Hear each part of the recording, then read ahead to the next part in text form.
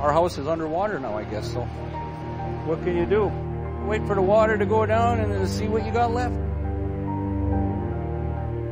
Coming on assignment to Calgary to see the floods was one of the most shocking experiences of my life as a news journalist, just because I had never seen anything like it in my entire life.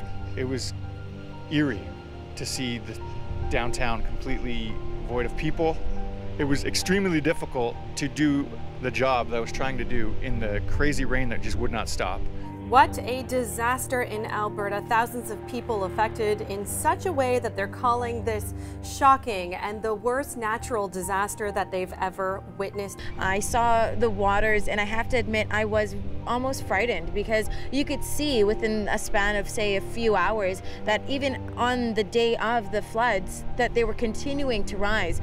As the day moved on, we started getting more and more reports of the rivers rising, of flooding starting to begin, and more communities started to become under a state of local emergency. The High River area seems to be a community.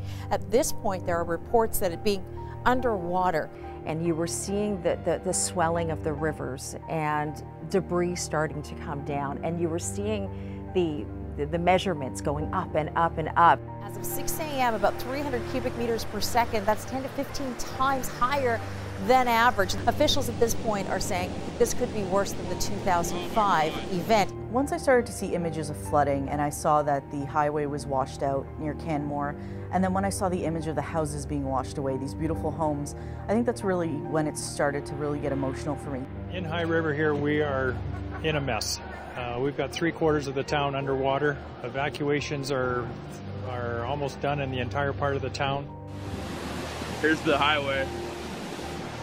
The evacuation alerts started coming in for town after town, and I was nonstop until 11 o'clock that night.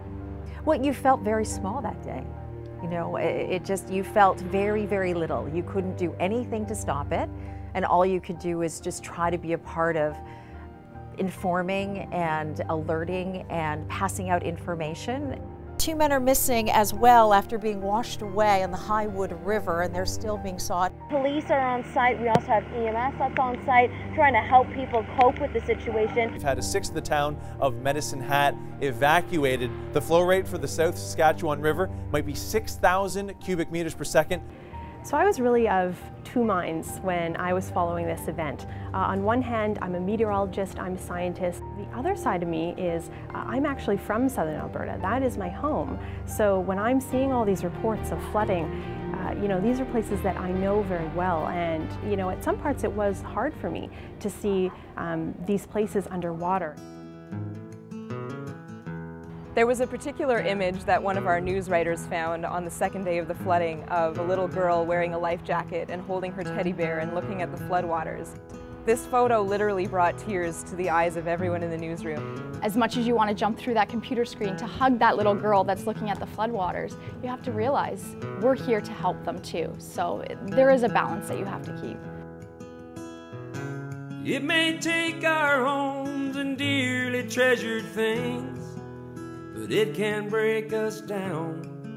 Strength is what it brings. The city requested 600 to 1,000 volunteers to go out to the communities 2 days after the floods, and they got over 7,000 people show up.